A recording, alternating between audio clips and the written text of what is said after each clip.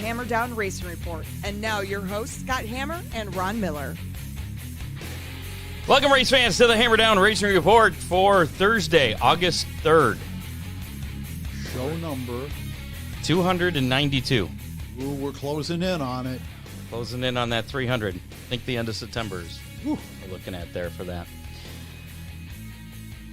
This is the Hammer Down Racing Report. I'm Scott Hammer. That's, of course, Ron Miller coming at you live on Facebook, YouTube, and Twitter from the John Young Racing for First Responders Dave Kemmer studio. Tonight on the show, sprint car racer Cale Thomas will be joining us here just momentarily. As a matter of fact, he's waiting in the green room for us. And Thunderstock driver, he's got 5 wins down at Limaland this year. Brenden Rassel will be joining us later on in the show.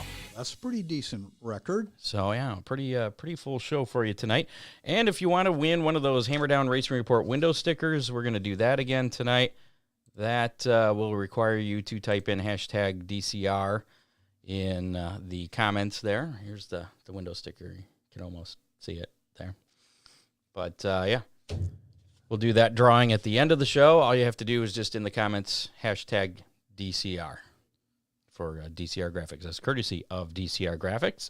And have we been on the U.S. Apple Podcast charts before? I don't think so, I know we've Scott. charted many times in Australia and just recently in Canada, and I think this is the first time we charted in the U.S. And India.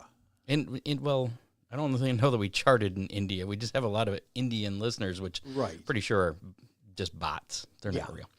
But they enjoy us. They do. We entertain those bots. We peaked at number 243 on Apple Podcasts.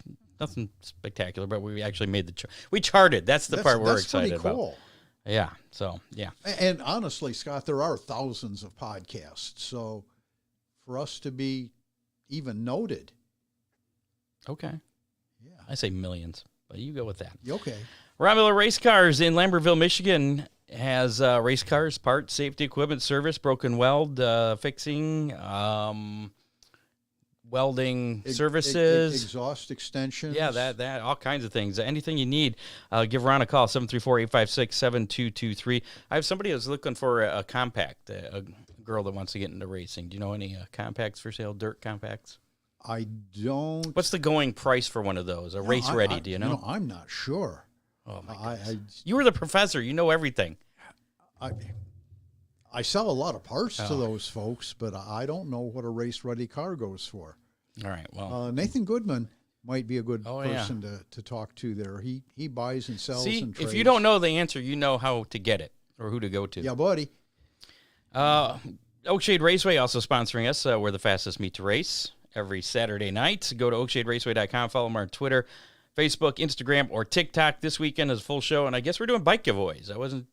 Because last week they got rained out for the Night of Wheels. That's bike this giveaways. Week? And I saw a post this afternoon that said we're doing bike giveaways. I'm not sure if it's all of them or just a few or how that's working. Because when I talked to Pam Saturday, at a date to be announced, Dan Rice, who does the Night of Wheels bike giveaways, is all booked up with, because he does his DJ service, and he's all booked up with weddings through the end of the season. And there's a couple of tracks that give away a few bikes every week. And that's what she mentioned we might be doing. So that may be the start of that. Just a tease. Sure. But either way, there's going to be a full show of late models, sportsmen, Dominator Superstocks, and compacts in action this Saturday night at Oakshade Raceway. Also have to mention Big D's Pizza. We'll be giving away some Big D's Pizza a little bit later on tonight. Dominator Race Products, DCR Graphics, Freeze Frame Photos, and Headhunters Barber Studio and Salon. Coming up, we will do our racing roundup. Before we get to that, let's bring on our first guest of the evening. We have Mr. Cale Thomas with us. Hey, guys. Hey, how's it going, sir? Pretty good. Well, hold on. Messing up my cameras here. There we go. Now we got you on the screen. Hometown in Indiana. Where at in Indiana are you from? I grew up in Fairland, Indiana, and then I live not too far from there in Fountaintown, Indiana. Southeast Indianapolis, about 15 minutes away. So you never raced at Salem, but you lived there. No, I don't know how far Salem is from me. I think it's a couple hours, but okay. Yeah, I never got to race there. So you just got the Jay Kiser Racing number 23 ride just before this past weekend, I believe. How did that deal come about? One of my good friends, Hunter Schoenberg, he has ran that car before, and then he ran it the week before I did. He had some different things he wanted to do and couldn't be in it, and he's always told Jay for the last couple of years to put me in it and try me out, and me and Jay had talked and decided to give it a try. Well, it looked like things were going well your first night out at Attica there, fighting for the win, and then bad luck kind of bit you in the butt there. What happened? Oh, yeah, it was just kind of caught Cap there going into lap traffic, and he blocked me going into 3, which was fine, and then I ran the top, and he kind of slid across it, I think, more than he anticipated, and he got over the cushion and got a little sideways in front of me, and I had to run and nowhere to go, and we kind of just collided and stuff. And you ended up kind of on your lid there. Yeah, I did like a pirouette type deal and stayed in the gas. I kept going and stuff, but I had to I did like a 360, like a spin around the infield because I realized the steering was broken and I just had to shut her down. So that was pretty much the end of it. How'd you do Saturday night at Fremont then? I started 7th and ran 3rd. You went forward. That's not a bad deal. Yeah, I actually got beside Cap there, and then a caution came out. So I was going to be 2nd for a split second, but it was going to be a good battle and just needed more laps. So you'll be back at Fremont both nights this weekend, Friday and Saturday? Yeah. Me and Jay talked a couple days ago, and I took my seat with me because I didn't know what my plans were, if I could get a ride for Knoxville or run the Ironman or try to run the Capitini on Sunday at Knoxville. So all the kind of plans I had, possibly in the brew just haven't really came together. And, I just gave the okay to Jay that to run with him this weekend. So how is it? Is it a week by week basis with Jay Kiser, or is this kind of for the rest of the season? Yeah, right now it's week by week. We haven't really talked exact schedule or anything like that. We do know that there's a lot of bigger races coming up in Ohio, and he did mention about putting me in and stuff like that. So I think we just kind of wanted to get through last week, and then now we're just getting through this week, and then with Knoxville coming up, we just never really have talked about it yet, and it's definitely possible that I could be in it for the rest of the season. Gotcha. That'd be pretty cool. Yeah. I mean, would you like that? Is that the most ideal outcome for the situation? Obviously you want, the best situation for both parties. And honestly, I had a lot of fun racing with Jay, and he set up the car very good. And a lot of these bigger races coming up are at Attica and or Fremont. So I don't think it's a bad idea at all, in my best interest, to run for him. There is a lot of races that I would like to, run that wouldn't be in his car that, he can't go to, or like he's never been to, that I don't know if he would or not. One of them being like the T50. I really want to go back to Port Royal and stuff, and it's just a half mile. So I don't know if, what the plan is there. Gotcha. I'm guessing another good, solid performance at Fremont this weekend may influence things. Yeah, for sure. Yeah, I don't know what he wants to do and stuff, and I just know that if things work out, we very well could be together. We were kind of talking before we came on here about all the recent driver changes. It's like a constant musical chairs with drivers and teams in the sprint car ranks. Top level teams and top level drivers. What's do you have any insight as to what's going on? Why so many changes this year? I think it's just unfortunate circumstances. I think a lot of it is honestly leads to the new tire. The new tire has created a lot of controversy and fighting between drivers and the car owner and or crew chiefs, and a lot of the drivers are confused and flustered, and then the crew chiefs and the car owners aren't having that reassurance in their driver. And I think you can blame both parties, but right now I think things have swung, and I think the drivers are not being respected as much as they should be right now. I was in a Facebook chat yesterday, and that topic came up, and a good friend of mine suggested that the costs have gone up so crazy this year that the car owners are expecting results, that the sponsors are expecting results, and the drivers, like you say, aren't happy with the product they're given, and it's just a vicious circle, and they keep changing drivers. And drivers keep changing seats. Well, he took a seat with him, so. Oh, no. When I'm saying a seat, I'm talking about... I know what you're saying. Shut up, Scott. Yeah. So, I guess I think the drivers are... I don't think the drivers are the problem necessarily.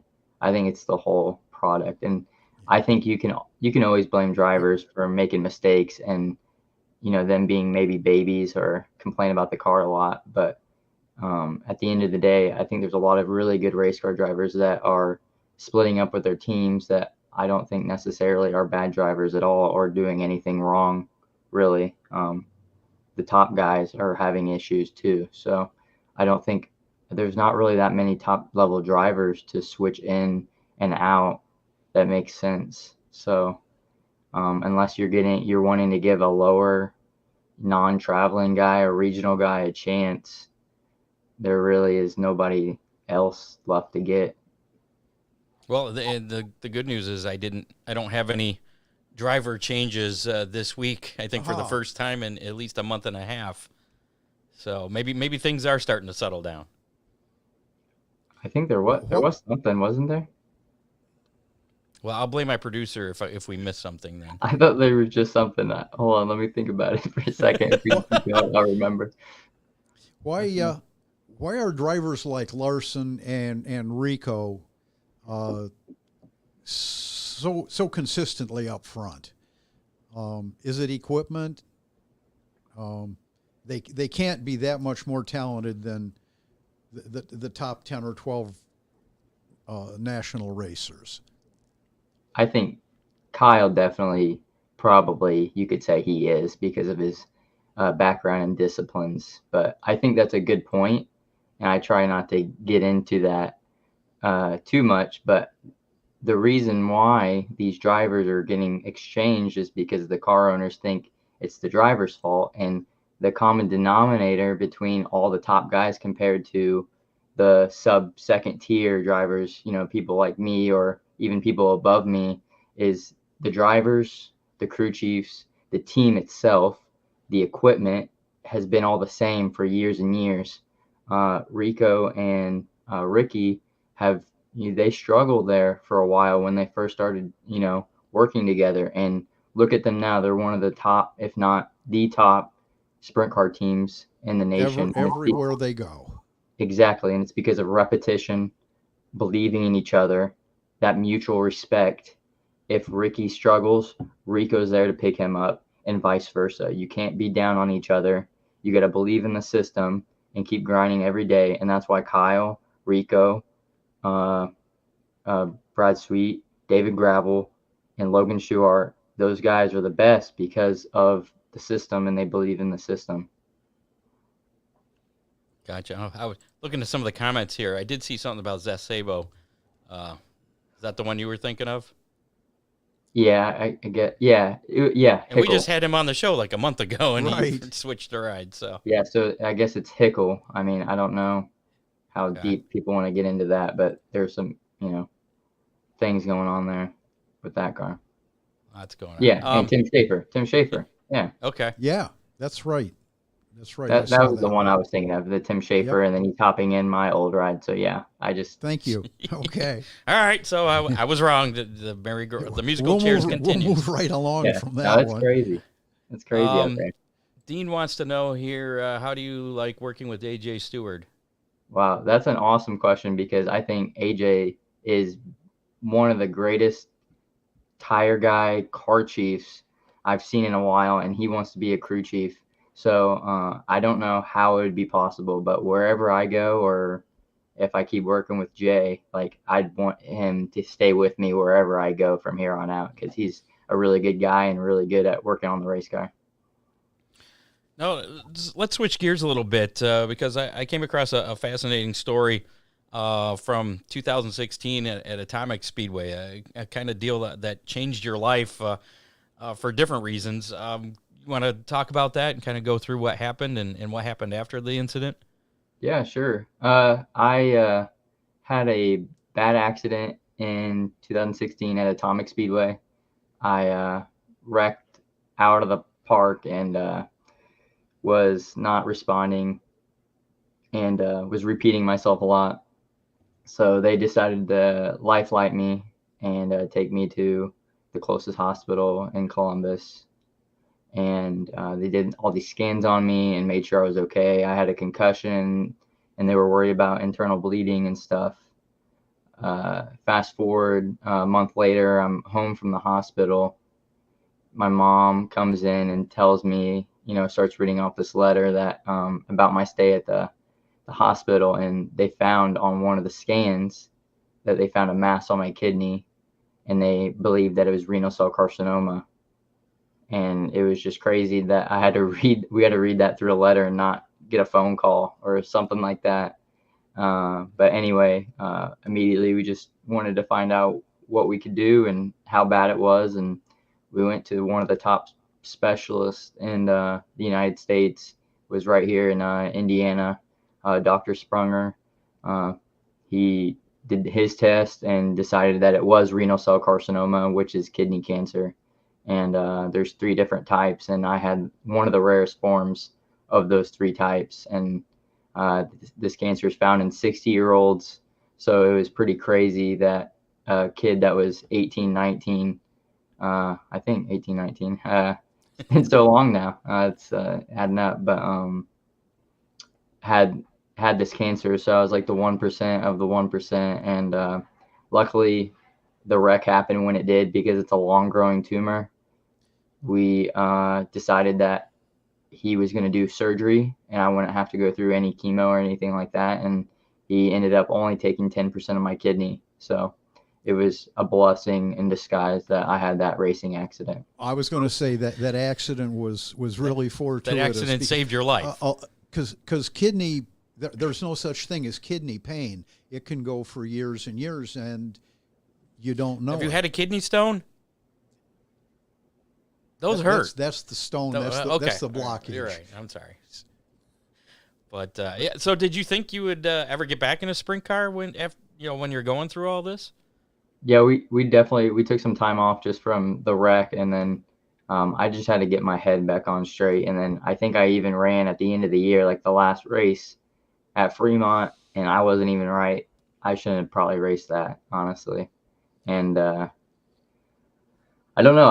I was just hoping that it wouldn't come back was the main issue, because it comes back. There's a 40% chance of it coming back, but I think that just has a lot to do with when you're deeper in more years into the cancer, and then also if you're older. So like older people are more susceptible to have reoccurring cancer. So I passed the 5-year mark here not too long ago, a couple of years ago, and so that's the biggest step, and the biggest goal was to hit the 5-year mark, and that's what we did.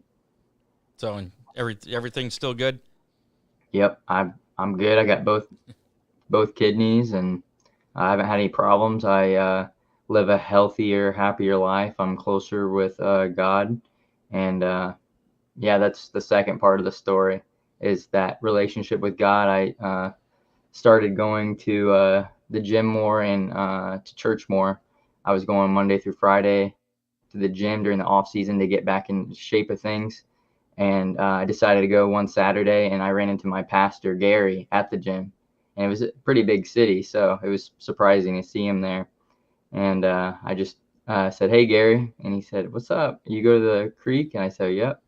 He goes, "Okay." He's like, "What do? You look like an athlete." I go, "I drive race cars." He goes, "Oh, wow. Do you have any bad accidents?" And I told him the story, and he said, "Wow, you should really come to one of the groups that meets on Wednesdays. It's a young adults college ministry group, and I started going there for the past year from there. And then there's a organization that works with the church I go to called Rafa House, now renamed Rafa International, and they help girls who have been through sex trafficking. They have a home in Haiti, and they also have another one in Cambodia. And there was talks about going on a mission trip to Cambodia, and I went halfway across the world and got to experience what they do for those girls, and all the way from 5 to 18. So it's mind blowing what, these people go through, and slavery still exists to this day. So that's why I actually got a taste of that again. There's a movie in the movie theater right now called Sound of Freedom, and it talks about exploitation of girls and little boys who are being trafficked and enslaved today. So it's a really good movie. I highly suggest it. I felt it right here again, and I haven't felt that way since I've been to Cambodia. So it's really cool. I've read a little bit about that movie. I've heard about it, so that's cool. So let's go focus back on racing here. This weekend, you said you're going to be running the doubleheader at Fremont. Beyond that, do you know when your next race is after this weekend? Honestly, no. I have my gear bag and both of my seats ready. I'll drive from Fremont to Knoxville if I get a ride for the Cappy on Sunday, and if not, I'm going to be in Knoxville all week anyway. But I'll have my stuff ready, and after that, I don't know. I just probably more Attica Fremont stuff. Maybe a bigger regional race here and there. I have my car ready. Just can't run really half miles with my stuff. So just ready to rip. Gotcha. So if there's any car owners out there looking for a driver at Knoxville. Yep. I'm sure we've got listeners over there. He'll be ready. Yes, sir. Favorite track? Tell us about that. Man, that's tough. I respect and love, I usually have a top 5. So can I say All right, my top what's the 5? top 5? Let's hear it. Right. Knoxville, Eldora. Wait. Which order are we going in? This is just top 5. Okay, they're just all random. There is no order. They're top. I love them all. Knoxville, Eldora. Honestly, Spoon River. I just raced there 2 weeks ago, and Spoon River just went up my list. So Spoon River is on there now. I don't know. I have a soft spot for Atomic Speedway, so I gotta say Atomic. Did you ever run at Millstream when they were open? Yeah, I did actually. That reminded me of, I raced that Sunday 2 weeks ago. I raced the Red Hill, and that place was like spit and image of Millstream, so it gave me the Millstream feels, because I ran Millstream, and I think it was 2015 or 16 for Ohio Speed Week. It sounds like Millstream would be your kind of track, given the ones that you listed.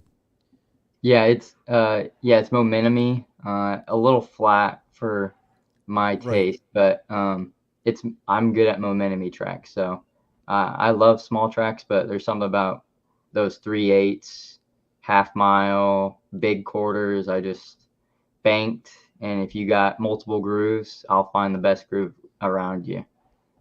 The Millstream rumor mill is lighting up a little bit. Yeah, I know. I again. saw, was it Rich Farmer posted an aerial shot of Millstream, and there's some teases going on out there. That's all I can say. I thought it was they got all the grass cut off, didn't they? And they were going to open, and they didn't this year. That was 2 years ago. They were going to open, and they didn't. But they were close. But then there were some issues. But yeah, it's a sad story. Well, it's tough, and it's tough.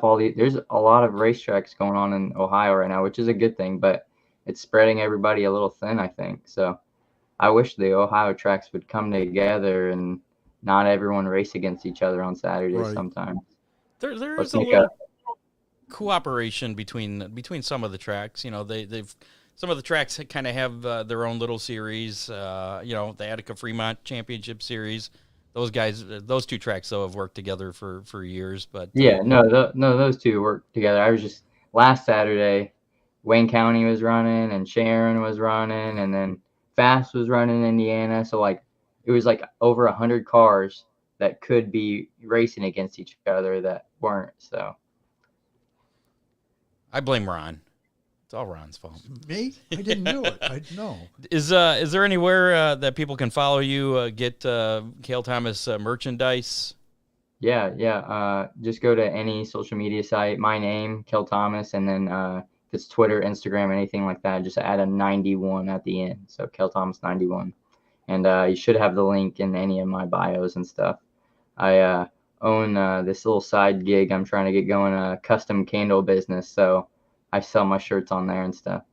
Do you have race fuel scented candles? I am thinking about venturing in that. I'm thinking about doing something like that, and then also thinking about doing specialty candles for like bigger time drivers. So like, it'd be cool to do like a NOS energy drink candle or a Victory Fuel candle, or have a special scent for one of the drivers. Like I was thinking Shark Racing, like Shark Attack scent, so blue and red or something. Anybody cool. You need to thank for all of your sponsors? Yeah. I'll first off I'll thank Jay Kiser for putting me in this weekend. Just all the sponsors that have always backed me for a long time now: Engler Machine and Tool, Factory Cane Shocks, SFE Services, Ohio Heating. There's just my family. My friends and my girlfriend Megan, so they're all supporting me right now as I go through this transition in life, and hopefully keep grinding. Absolutely. And I know last week's guest didn't go on and win, but there's a high percentage of times our guests will go on and win their next race or two. So Fremont this weekend, let's get her done. Well, Fremont's a doubleheader, so that could count as one. He could win both of them, and yeah. Either way, good luck this weekend. Don't let us down. I appreciate it. All right, thanks for the time, Cale. It's been great talking to you. Yeah, thanks for having me, guys. Absolutely. And keep in touch with this candle thing. Maybe we can work out a sponsorship deal. Oh, okay. Yeah, I'll put you on. Okay. All right. We'll see you, Cale. Yeah, see you. Bye. There you go. Cale Thomas. Be racing this weekend at Fremont doubleheader this weekend because Attica's off in the Jay Kiser Racing number 23. We have Brenden Rassel waiting in the wings here. We'll get to him in just a little bit. We got to do a little bit of racing news and pay some bills here. Got to mention Dominator Race Products back as a sponsor of the show. Check out that classic-looking Killer Z nose, that Camaro nose from the late 70s? Up to 82. Up to 82. Okay, it's pointy. It's very pointy. And really aerodynamic. And it's a great throwback piece. There you go. And it's all plastic. Yes. And so it's easy to use there. And if you run into things, it'll pop back out, most likely. You know that for a fact. I do. I speak from experience. Not the Killer Z nose, but other Dominator noses. Dominator also has the Outlaw nose kit for asphalt super late models, shaker screens, fan shrouds, modified valances, plastic late model spoilers. You can order direct from Dominator Race Products. Call them direct at 419-923-6970. I sold one of the pavement late model noses to the Herald Fair Group this week. They had a little unfortunate incident a week ago. And there you go. You can also get it from local reputable race shops such as Ron Miller Race Cars. Including that, yes. Contact Freeze Frame Photos for all your racing photo needs, from action shots to victory lanes. They have custom magnets, canned koozies, tumblers that you can put just about any picture they have on there. Action shots, victory lane shots. They can do photo shoots by appointment if you, senior picture time, maybe. Wedding if it's not on a Saturday night. There you go. Wedding if it's not on a Saturday night. The calendars, that was a popular deal. The custom calendars, they're starting to take orders for those for the 2024 calendars. So get a hold of Charlie, 419-476-9978. Freeze Frame Photos, special moments frozen in time. Coming up, we'll talk to Brenden here in just a moment. First, we got to take care of our Racing Roundup, some action. Racing Roundup. So I'm on the wrong part here. I flipped ahead too far. Last weekend, Attica Raceway Park, as we heard Cale Thomas mentioning there, racing with Cap Henry for the lead before a little bit of contact taking Cale out of competition. Cap Henry going on to win that. That was his second Attica Fremont Championship Series 410 feature win in a row. Devin Shields picking up his second late model feature win at Attica Raceway Park in a row. Jimmy Miller winning the AFCS 305 feature there. Limaland, Friday night, my first time there. Yeah. Watched Brenden Rassel pick up the victory there with a flat tire in the last lap. That was pretty exciting. He won the Thunderstock feature. Jerry Bowersock picking up the win in the mods, another former guest of the show. Right. Nice to meet him in person. And Aiden Salisbury picking up a pretty exciting Great Lake traditional sprint feature win down there. And it was nice. And I hear that Jerry's going to be back in the booth tomorrow night Rumor at has Limaland. it. That's the rumor. And track conditions were Great. very acceptable. Well, I mean, for my first time there, I had nothing to judge it against, but there were 2 lanes of racing and some quite a bit of side-by-side racing, as a matter of fact. Cool. So, yeah. Oakshade Raceway, Saturday night, rained out. Fremont Speedway on Saturday. Travis Philo picking up the 410 win. Max Stambaugh, the Great Lakes Super Sprint feature winner. Paul Weaver picking up a win in the 305s. Flat Rock Speedway, it was Tom Gosser picking up the Vors Compact Touring Series feature win on Saturday night. Ron Allen, late model sportsman feature winner, and Brad Turner picking up the win in the factory stocks. Also figure eights in action there. Bryce Thompson picking up the win there. Some different names coming out of the figure eight ranks up there at Flat Rock. Nobody named Early lately. I know, it's crazy. Well, there was with that other Early. Yeah. And not the normal Earlies. a younger sounding one. Yes. His name sounded younger. Yep. Butler Motor Speedway, Saturday night, Steve Irwin picking up the Great Lakes Traditional Sprint Series feature win there. Robbie Henderson winning in the mods. Travis Kyle, winner in street stocks. Ryan Crocker in the 4-cylinders. Waynesfield Motorsports Park in action on Saturday night as well. Raleigh Hayter picking up the Dirt Track Truck Series feature win. Brandon Vaughn in the modifieds. Tony Anderson picking up the stock win. Harvey Yoder in the compact. Sandusky Speedway, they had their high miler weekend. 3 nights of racing action. Weekend. Yeah. And our how many question was a trick question last week because somehow my dates were shifted off. And I said how many super modifieds were going to be there on Sunday. Yeah. There were none because they were running Thursday through Saturday, not Friday through Sunday. So but we'll talk about that later. Yeah, okay. No, I adjusted it. I did the Saturday because nobody picked 0. If somebody would have picked 0, I would have given it to them, but nobody did. So we took the Saturday numbers. Nobody caught your faux pas. Nobody did. It was crazy. Thursday night, Eric Johnson picking up the win in the Renegades. Frank Neal was the Outlaw Super Series winner. Anna Lee Martin getting her first win in the beginner stocks. Doug Cantley, a pure stock winner. Tony Burns picking up the win in the All-American Iron. Yeah. Familiar name there. No, I just lost my place. Friday night, Dennis Wood picking up the Ohio Wheelman Series victory. Mike McVetta, the winner in the Super Modifieds. Rick Groach in the Open Wheel Modifieds on Saturday night was the winner, and Jeff Abold was the Super Mod feature winner for the High Miler. Right. World of Outlaw, Case Construction Late Model Series action. Friday night, Bobby Pierce, Chris Madden, Ryan Gustin, and Ricky Thornton Jr. all scoring Prairie Dirt Showdown wins, each getting $5,000 each. Saturday night's main event, the 53rd Annual Prairie Dirt Classic at Fairbury Speedway.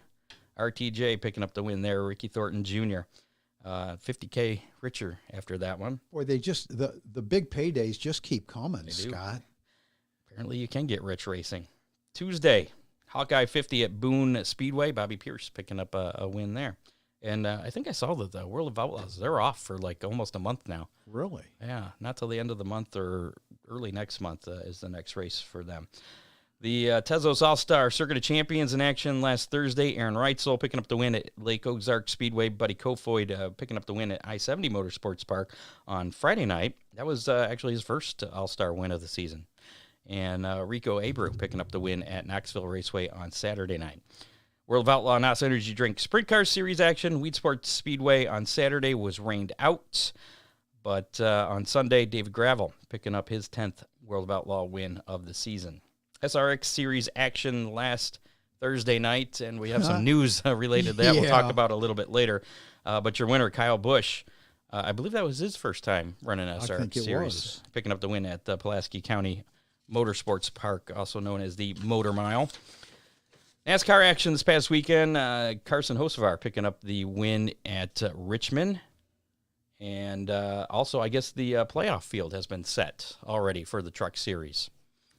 So Corey Heim was crowned the regular season champion, whatever that means. Basically, he is moving into the playoffs, as well as Carson Hocevar, Ty Majeski, Zane Smith, Ben Rhodes, Grant Enfinger, Christian Eckes, Matt Benedetto, Matty D, Nick Sanchez, and Matt Crafton.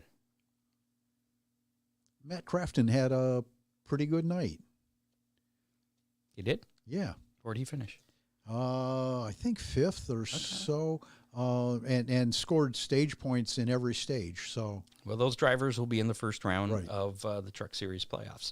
Xfinity Series action, they were at Road America for the Henry 180. Sam Mayer picking up the win there. It was his first career Xfinity Series win. And then Sunday at Richmond, Chris Buescher picking up the win in a pretty uneventful race, other than a bump to Denny Hamlin from Kyle Larson, who was 2 laps down. I think that was the most exciting thing in that race. Excuse me, I'm coming through. Yeah. Well, and he had fresh tires. Kyle had some new tires on, and Hamlin was... Other than that, there was just nothing in that race that was real exciting. It was. So, anyway, let's get to our next guest here. First, got to mention DCR Graphics. They do full wraps if you still need a wrap, or if you ripped up your car and you need a wrap for the rest of the season, or just some decals, whatever, or you're thinking ahead for next year. Give DCR Graphics a call. They specialize in banners, stickers, die casts, and T-shirt designs. They can do pretty much any kind of graphics for any kind of car: sprint cars, late models, modified stock cars, compacts, whatever. Vans. Get a white van, he can make a decal that says free candy. Really? Yeah.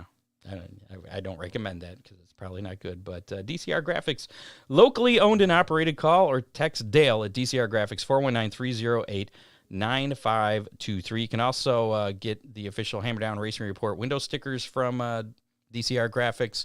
Just give Dale a call, send him a message on Facebook, facebook.com/DCR Graphics. And just $5. He will mail it to you, or you can pick it up from the track. Usually he's at Oakshade. He's been at other tracks, though. So just make arrangements, and he'll hook you up. So hashtag DCR. Still time to get in on that drawing we'll be doing at the end of the show for a free Hammer Down Racing Report sticker. So there you go. Let's bring in Brenden Rassel here. He's been waiting patiently for quite a while. How's it going? Oh, it's going great. Thank you for having me on, guys. Hey, glad to have you. We hope we've been entertaining you. It definitely has been. I hope, after meeting you, Scott, down in Victory Lane for the first time, I'd say it's pretty good luck for us to talk beforehand before our last race of the year. Yeah, hopefully I get myself in that drawing for a free sticker, too. Oh, okay. Hashtag DCR. Put it in the comments. So you're in the drawing. Oh, crud. You know what I forgot? What? I forgot to set up the contest. Oh, Oops. no. I think it'll work, though. I think we're perfect. okay. I haven't missed out on anything yet, then. No, not yet. People may have to type it back in. Just hang in there. Yeah, let me do this and type in hashtag DCR. This contesting system's a little weird. Start collecting comments. Okay, it did collect the ones that are already in there, so we're good. We're all good. So if you did already type in hashtag DCR, you're good. If not, go ahead and type it in anytime before we do the drawing. So, tomorrow night, Limaland finishing up. Well, their season's technically finished, but it's awards night, King of the Quarter Mile, which you're part of. I'm assuming you're in the Invitational as well. Yeah, we're locked in. We're ready to. We were actually fortunate to lock in pretty early this year, and then it took the pressure off, and all of a sudden we went and won 3 in a row, and then we rounded out the season with another one while we were at it. Which gives us an advantage. We're going to be running the King of the Quarter with, I think there's only 6 race winners total this year, and us winning half the entire race season did a number on that. Yeah, you're probably no, not it should be good. probably not too popular amongst the other drivers. That son of a bitch. I'm sure there's a couple. I know there's a couple that, they shake their finger and they wonder what we're doing. The other ones, some of the other winners are some of our best friends. I can't say, anything bad about most of our competitors. We've had a heck of a good year, a lot of fun, great racing, good clean running. It's been fun. I just wish I could have won them all. Well, I'm guessing everybody else is happy you haven't, but you finished second in the points. You came in last weekend third, hopped over Sean Valenti with that win to get second in the points. Are you happy with that? Are you disappointed you didn't get the championship? I mean, I'll take it for how rough our season started out. Second in points is nothing to be ashamed of. We started the year, we were passing for the lead with a few to go, and we ended up losing one of our headers and DNFing that night. And then we won the second night out, and then we DNF'd 2 more nights in a row. So we were either, just peaks and valleys, nothing in between whatsoever. We couldn't put together just a standard normal race at the beginning of the year there. And then all of a sudden we worked out the bugs. We got our motor fixed. We ended up just rattling them off one after another there. And after that, we never finished off the podium. We were either winning the thing or we were second or third. There was nowhere else for us to be. And I'd say 99% of the time I rolled into the track every Friday night thinking, man, I got the car to win. Everybody should be looking at us for how to do this. Scott was talking earlier about your finish last week. Tell us about that. I was going to say, you almost didn't get that win last week. I mean, we would have at least been on the podium. I was fast enough to keep it up there. But, right as we took the white flag heading into one, I put it up top like you said, it was a good racetrack. We had 2 good lanes of racing. I was stuck on the bottom and fourth for a while. And finally I was like, the top looks like it's there. Let's do it. And just ran away. But yeah, as we took the white, it let go, that right rear tire let go. And I was like, oh no, this is going to be one of those. I was like, I hope I have a big enough gap. I saw my crew chief Chance giving me straightaway sticks that we had a good lead on them. So I was like, okay, I can limp it. I can get there. Sailed it off into one with a flat right rear, just hoping it would hold. It fully shredded down the back stretch and ripped all the body apart. And then I just real tiptoed around the bottom the shortest way I could to get up to the front straightaway. And I tell you what, watching the video, they were coming. They smelt blood in the water. It was good that it wasn't one lap longer. Yeah, no, I remember asking you in Victory Lane. I was like, man, you were running high the whole time. Why'd you go down and low in 3 and 4 in the final lap? And then, tire. Yeah, shortest way back, man. I didn't have any traction. When you're missing one of your flippers, there's not much you can do. So what is some of your background in race? You've run modifieds as well? Yeah, man, I've had a pretty interesting 26 years on this earth so far. So I grew up racing back home in South Dakota. My parents were, in stock car racing when I was born. As soon as I turned about 6, they said, we're going to sell the stock car. Brendan's getting a go-kart, where I've been in a seat every single year of my life since. So, go-karts onto stock cars, into some super stocks is what we call them back home. And then I came out here to Ohio to go to school at UNOH. I was, gifted a great opportunity to be a part of their motorsports team, racing stock cars and modifieds for them. Got to travel quite a bit across the country.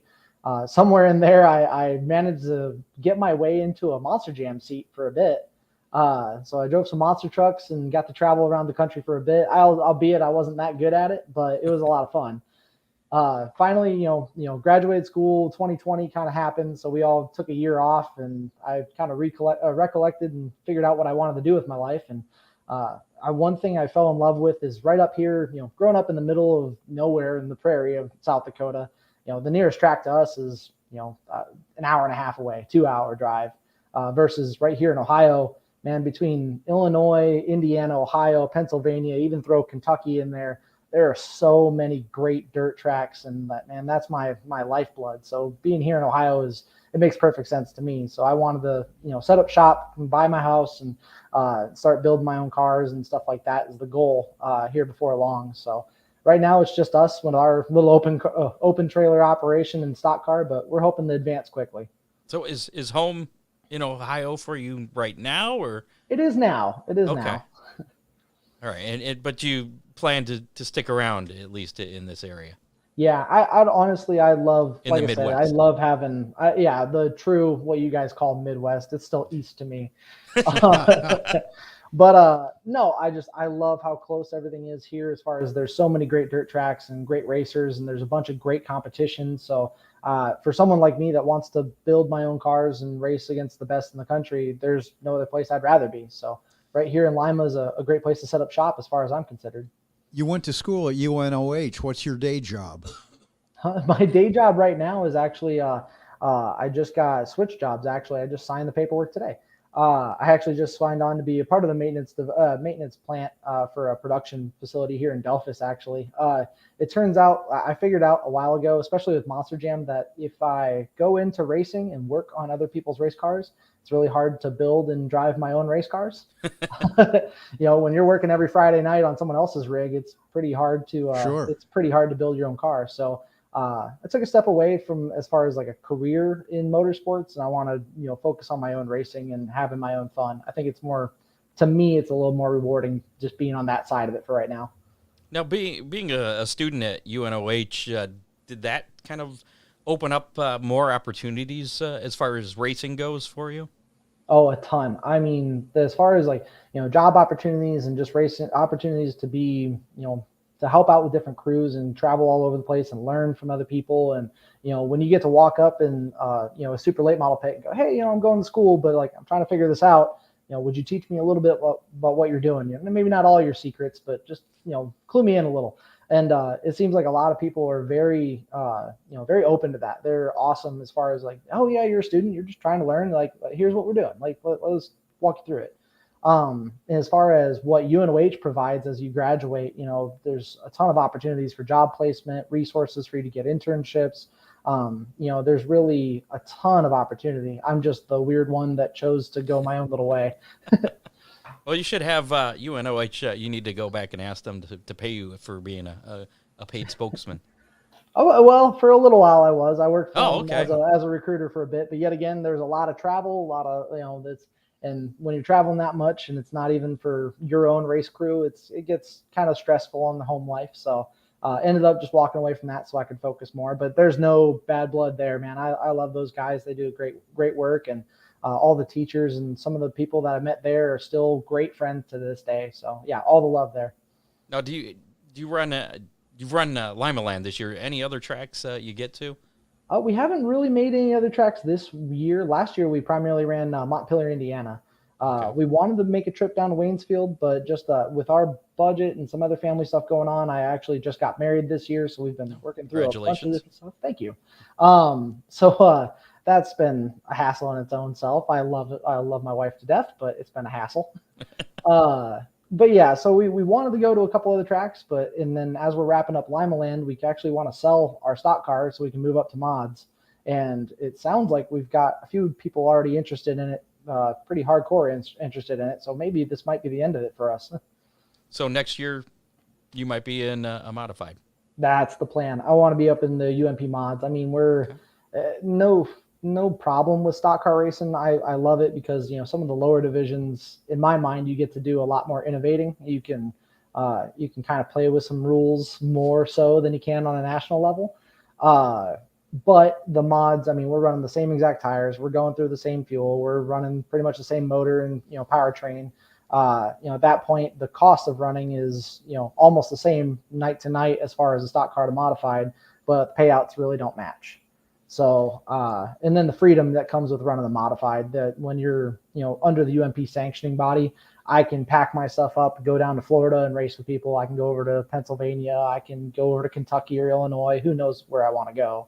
How about South Dakota? South Dakota runs mostly IMCA and WSOTA rules, unfortunately. No. Yeah, I know, man. They got those tight rules that make you stamp all the parts and stuff. So next year, possibility to do some traveling away from Limaland then? Yeah, that would be the plan, is maybe not be quite as committed to running a point schedule right here at home. I love our home track right in our backyard. It's, it's only 1.5 miles, 2 miles away from my house. So it's hard not to race right here in our backyard. Especially this year, it was like, we were like, oh, well, if it rains out, maybe we'll go to another track. But we got every single race in this year. It was crazy. I understand. I understand that Eldora has pretty good points payoff. Any thoughts of heading there? With a mod, I'd love to. This year with a stock car, my body wasn't quite legal for Eldora, but part of that reason was I knew I don't have the motor program to go to that big half mile with that heavy of a car and compete.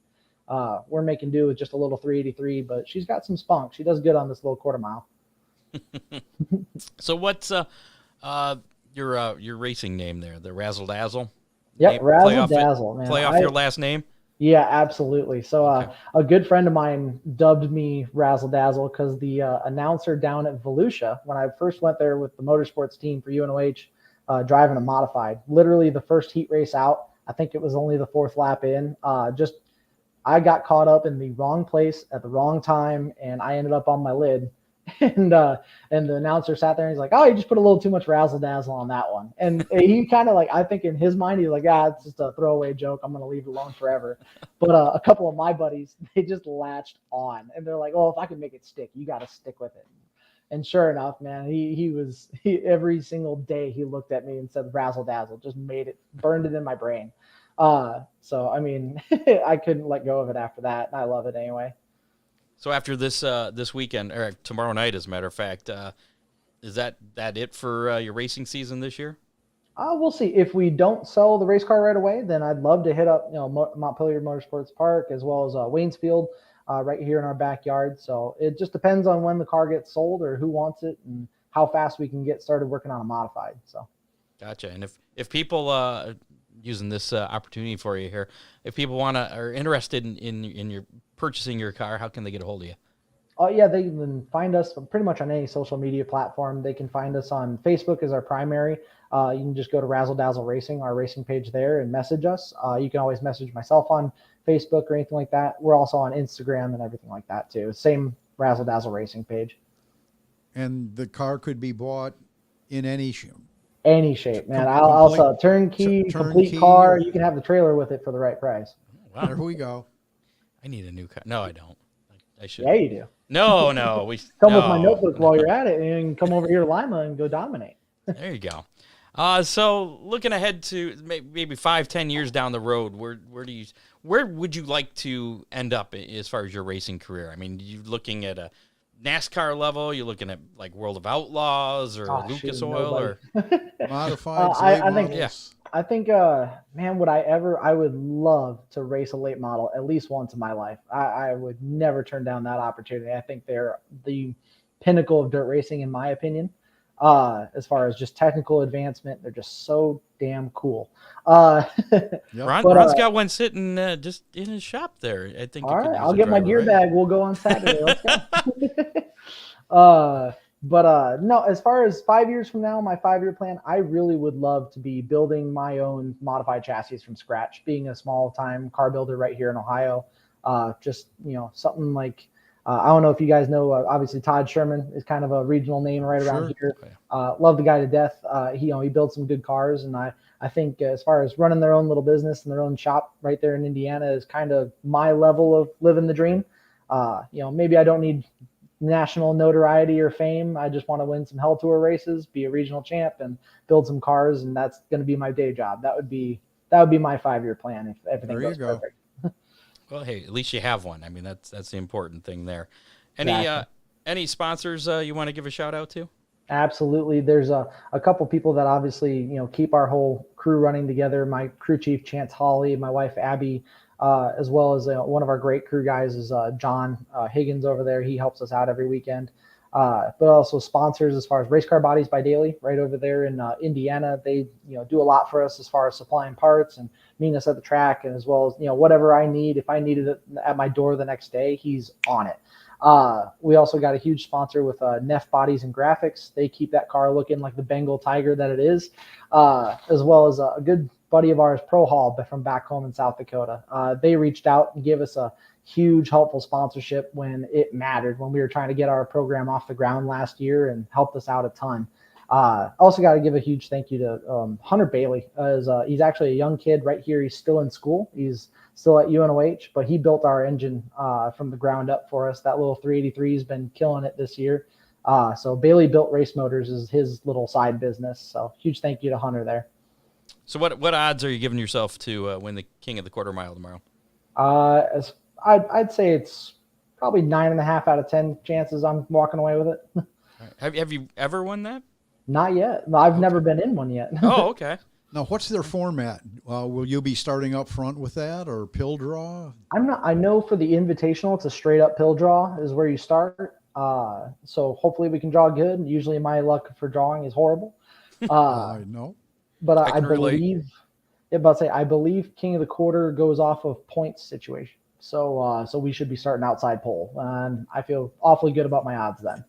You like the outside. That'd be a tough place to start. That's sarcasm, right? Yeah, so tough starting on the front row. Nice clean track in front of me. Well, we wish you luck tomorrow night, and good luck in the future too. It's been great talking to you. Yeah, hopefully you can have me on again when we're racing mods and winning a bunch of stuff there. So, but thank you for having me on the show. I really appreciate it, and I look forward to seeing you again in Victory Lane, Scott. Thanks so much for your time. Great interview. Absolutely, yeah. And if you win tomorrow night, yeah, we'll have you back on next week too. That's a plan. All right. Okay. No pressure. Right. See you guys. Thank you. We'll see you. Thank you. There you go. Brenden Rassel, Thunderstock, 5-time Thunderstock winner down at Limaland this year, and finishing second in the points to Tony Anderson. And it was pretty fun watching those guys race. You had good view. I did. It was a pretty good view, yeah. The windows were actually nice and clean, too. Really? Yeah. Imagine that. Don't forget to type in hashtag DCR. There we go.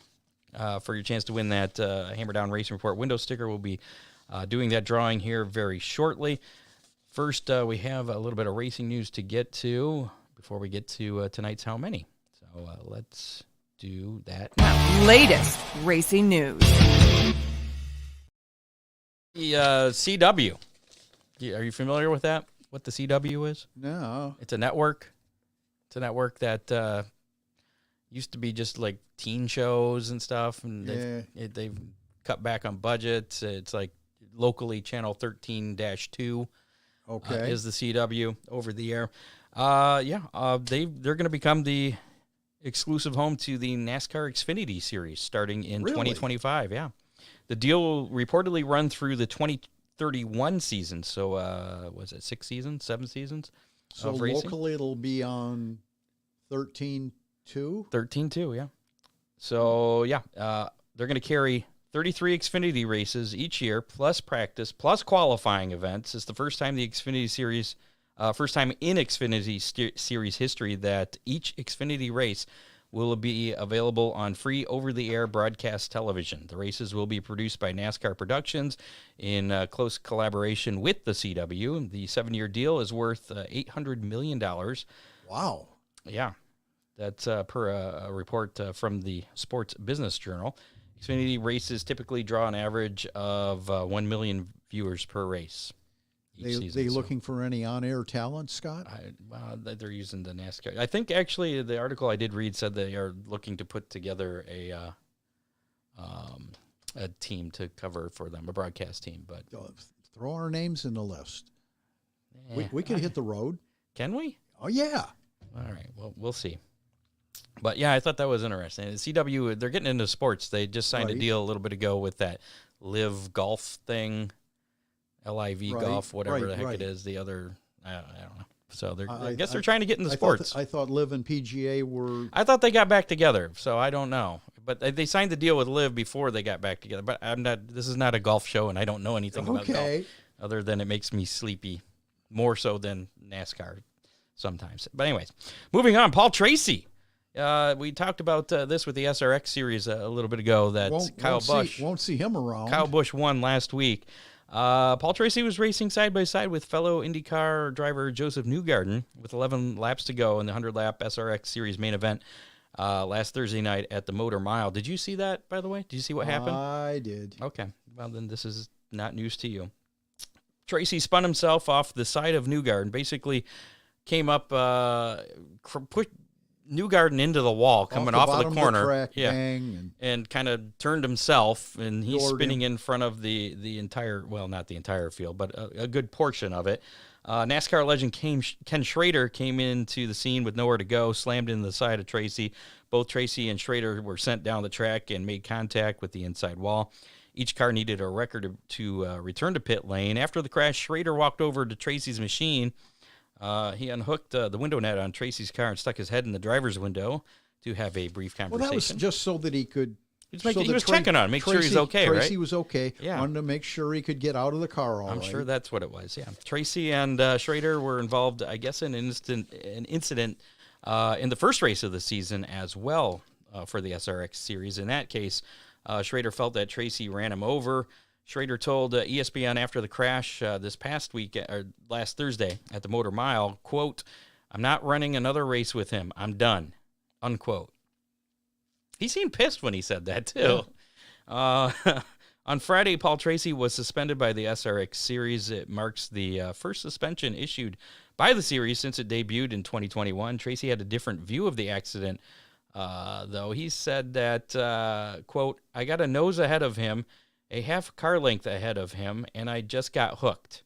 Turned sideways down the straightaway," unquote.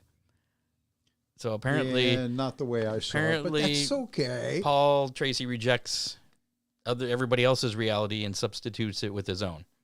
That sounds right. Yeah. So yeah, he's not going to return to the SRX series this season. So, or ever, maybe. I don't know. Well, it just said for the rest of this season, according to Don Hawk, the SRX CEO. He confirmed that yesterday, as a matter of fact. So I was, because all the reports initially didn't say how long he was suspended, but now we know he's going to be gone, at least for this season. Maybe they'll talk things over in the off season. Maybe they'll sit Schrader and Schrader will be back. I don't know. We'll see. Yeah. Speaking of Kyle Busch, he's going to be in a dirt late model weekend. Dirt late model this weekend. I saw that. Prior to the NASCAR Cup Series event at Michigan International Speedway this weekend. He's going to compete in the 35th annual Wood Tick up at Merritt Speedway on Friday and Saturday. Busch will drive the number 51 Rowdy Energy sponsored Longhorn chassis for Brenden Thurlby Racing. Earlier this year, Busch raced a Brandon Overton Wells Motorsports dirt late model in the Kyle Larson Late Model Challenge at Volunteer Speedway. That was right before the Bristol deal. He started 23rd in that race and ended up, he started 23rd and finished the race one lap down in 16th. Of course, that was against a field that included many of the country's best dirt late model. That was a great race between Larson and Davenport, as I recall. Yeah. So, did I see that the Wood Tick is going to be on Flow?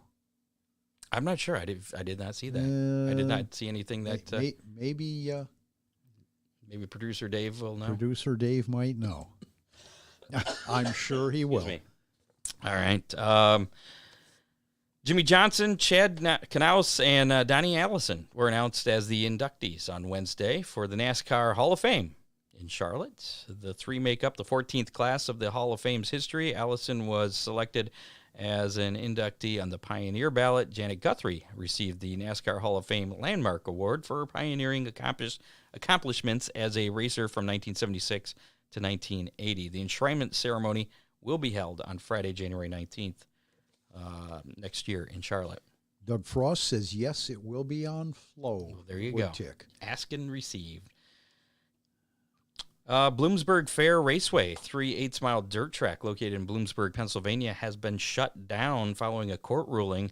Apparently there's a noise ordinance in the area, which the track used to be exempt from. However, in November of last year, their exemption expired. A court ruling has forced the track to immediately stop running racing events. This comes shortly after upgrades were made to the facility.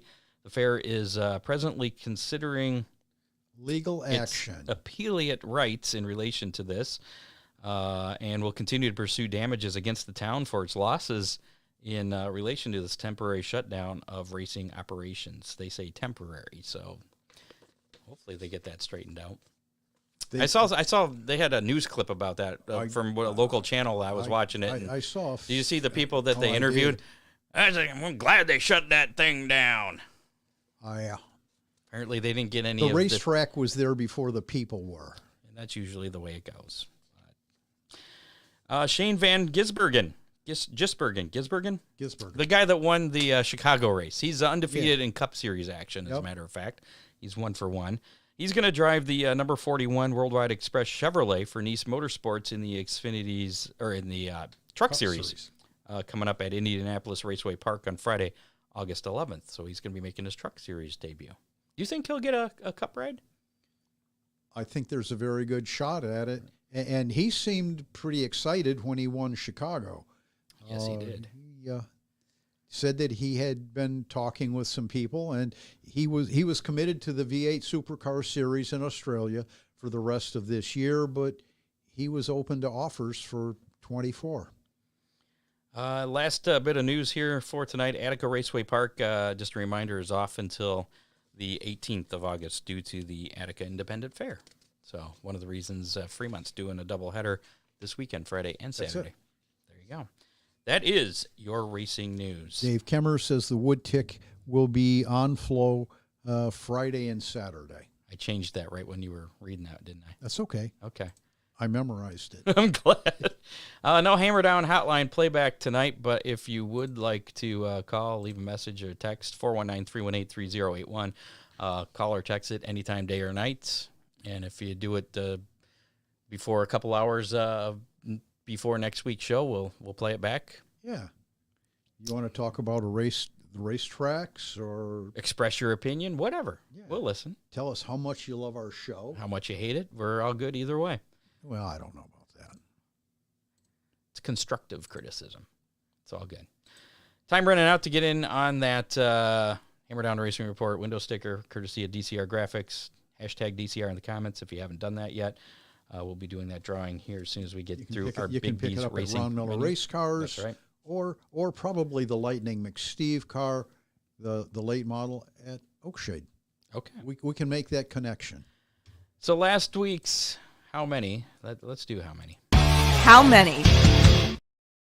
So last week's how many was a trick question there. How many super modifieds were going to be on Sunday at Sandusky? It wasn't intended to be a trick question. No, it wasn't intended as a trick question. So it meant Saturday. And so I went with Saturday. And it was we the did production team's fault. Exactly. I blame that. The number was 12, and the correct 12? Yeah. Okay. Yeah. My race pass. I looked it up. Okay. You picked 28. Oh, wait. There was a lot more. I didn't update what you picked. This is 291. What show is this? 291? 292. Where's 291? Yeah, if somebody could double check. I don't remember what you picked. If somebody could I think you won, though. If somebody could check on my race pass, I checked. I think there was a whole lot more than 12. Not in the super modifieds. I don't believe so. If someone would verify that. I'm going to go with Trevor Hunt is our winner again. Okay. He picked 11. He was closest. Okay. So congratulations, Trevor Hunt. You got yourself a free Big D's pizza. You have 30 days to claim your pizza. This week, how many Silver Crown competitors are going to be at Toledo Speedway on Saturday for the big Silver Crown race? Are they still calling it the Rally Beal Classic or not? Yes. Okay. I didn't see anything on their website about that. And that's Saturday night. That is Saturday night. They had a pretty impressive list of entries. Pre-entries, yeah. Some pretty big names. Yeah, I think there were like nearly 30 pre-entries. Is that how many you're going with? No. Okay. I'm stalling, Scott. Can't you tell? So if you'd like a chance to win a Big D's Pizza next week, put in your guess as to how many Silver Crown cars are going to be at Toledo Speedway tomorrow evening, and we'll give you till 2 o'clock on Saturday. So if you're listening to us on the podcast, not live, you can hit up our YouTube video or the Facebook Live video, facebook.com/Hammerdown Racing Report, and just go to the comments, put in a number. As long as you get it in before 2 o'clock Saturday afternoon, you're entered to win. How many? I'm pretty optimistic. Scott, I'm going with 27. 12 modifieds. That's what it was. I'm still going with my 12. That's what I was looking at was the modifieds. Okay, because I was thinking super mods, Yeah, and so were you, but probably. I'm going with 27 cars at Toledo tomorrow. 27? Yeah, I'm sorry, Saturday. Saturday. Well, it could be tomorrow if you're listening to us tomorrow. That's right, 27. All right. I'm going to go with 26. You're going under me this I am. week. Yeah, because my overs haven't been working real well. So there you go. Put your guess in there, and yeah. So we're gonna go with the modified number. So Trevor Hunt, since I already announced him as the winner, he's the winner. Besides, everybody was wrong because I said Sunday, and there were 0 on Sunday. So see, well, that's my out. You blew there was 0. You blew that deal, buddy. Yes. Good Lord. Sorry, Sandusky. I let you down there. But yeah, that's my out. That's what I'm going with. Let's check out our Big D's Pizza Racing menu for this weekend. And we'll try and get this one right for you. That would be that one. This weekend's Big D's Pizza Racing menu. So, yeah, we have some new players on Friday night, as a matter of fact. Really? Yeah. Friday, August 4th, the Limaland Motorsports Park. That's not the new player. The other two are. Say, wait a minute.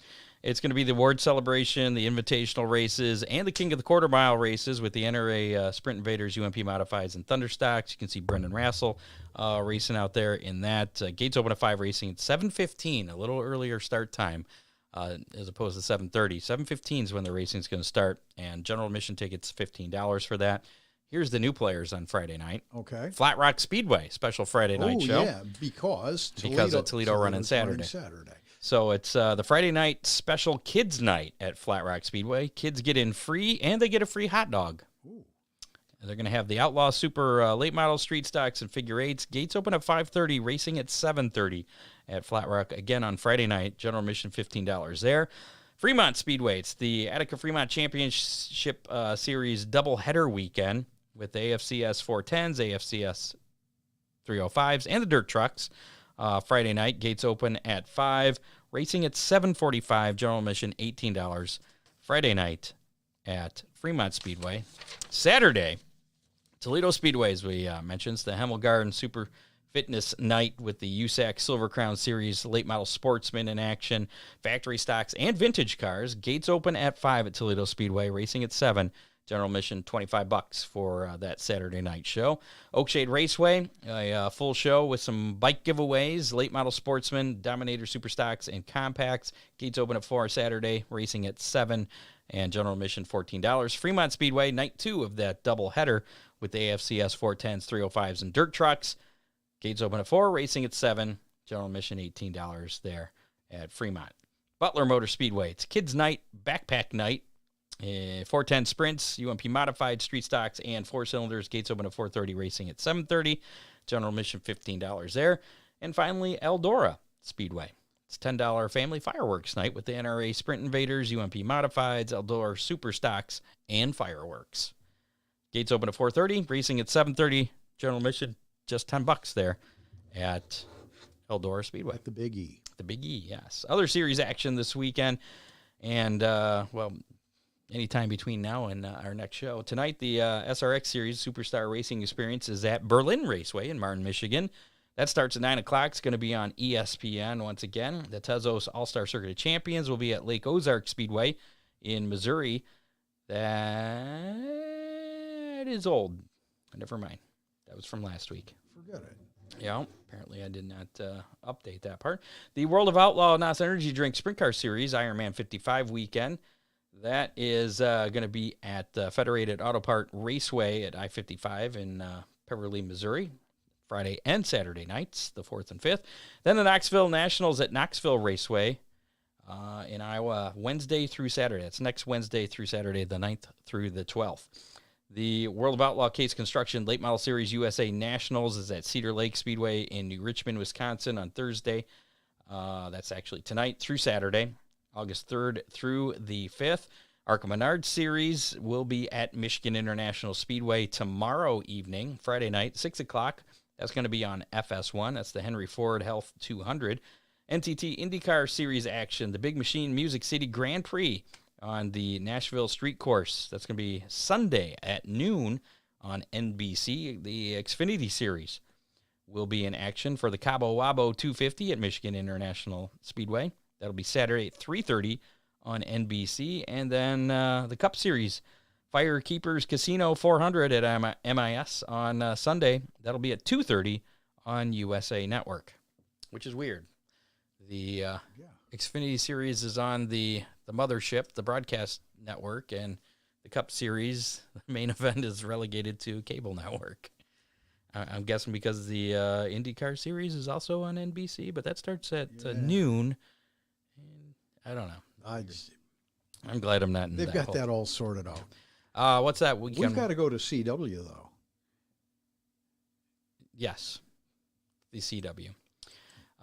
What's that weekend weather pit stop will look like, Scott, as we if you like, well, before we do that, okay, last call for DCR. We're hashtag do that DCR graphics. There you go, right now. Hashtag DCR. This is your last chance to get in on that drawing, which we're going to do right after you tell us how the weather's looking. If you like today's weather, you're going to like tomorrow. If you like today's weather, you're going to like Saturday. If you like today's weather, you're going to like Sunday. Monday's going to rain. Tuesday's going to rain. The weekend looks great, Scott. Okay, I thought there was a chance of rain tomorrow. I saw that earlier in the week, but I haven't watched anything recently. Gone? Poof? Yeah. Yep. All right. We're good. So we're going to be good everywhere. You don't need to bring a jacket anywhere. I mean, you could, but it's going to be There's extra, no need it's to. going to be extra baggage. Okay. Let's do that drawing for the Hammer Down Racing Report window sticker courtesy of DCR Graphics. Pull this up, share, and looks like we got 13 entries, so here we go. Make sure that this is on the screen. Here we go. See who's going to win this week's sticker. And if Dale's listening, I only got one more after this one, so. Dean Henry, he's already won one. Oh, well, Dean Henry, if you are at Fremont tomorrow night, you can pick it up at the P51 truck. John Young just delivered one to him. Did he? Yeah, when he went and got cool. pizza this weekend at Big D's. Well, cool. So now you got another one. If you're at Fremont tomorrow, you can pick it up at the P51 truck. There you go. Congratulations, Mr. Dean Henry. And that's, I think, about it for this edition of the Hammer Down Racing Report. Want to thank our producer, associate producer, Dave Kemmer, contributors, John Young, Bob Stazak, Dean Henry. Like us on Facebook. Follow us on follow us on X, Twitter, whatever the hell it is now. Yeah, it's X. It's X. Follow us on X. That sounds stupid. I opened my phone the other day, and there's this big black X. I said, what? No. Oh, yeah. Follow us on the platform formerly known as Twitter, at Hammer Report. Follow us on YouTube. Listen to us on your favorite podcasting platform, including Apple Podcasts, Spotify, Google Podcasts, iHeartRadio, whatever. We're on all 798 of them. Please take a minute and rate us. There you go. Rate us, share us with your friends. If you do that already, we thank you very much for that. You can also check us out at hammerdownracingreport.com. Anything you need to know about the show is on there. Thanks to our sponsors, DCR Graphics, Dominator Race Products, Big D's Pizza, Oakshade Raceway, Ron Miller Race Cars, Freeze Frame Photos, Headhunters Barber Studio and Salon. If you're interested in being a sponsor of the Hammer Down Racing Report, hit us up, send us a message, call the Hammer Down hotline, 419-318-3081. Thanks again to our guests this week, Cale Thomas, Brenden Rassel. Good interviews. Good guests this week. Guys, Yeah, really. absolutely. We'll see you next Thursday, 7 o'clock live. In the meantime, get out and support your local tracks. No reason not to go to a racetrack this weekend, Scott. You can't blame the weather. We're out. We'll see you next week. Thanks, folks. Bye. You have been listening to the Hammer Down Racing Report, available on demand on iTunes, Google Podcasts, Spotify, or your favorite podcasting platform.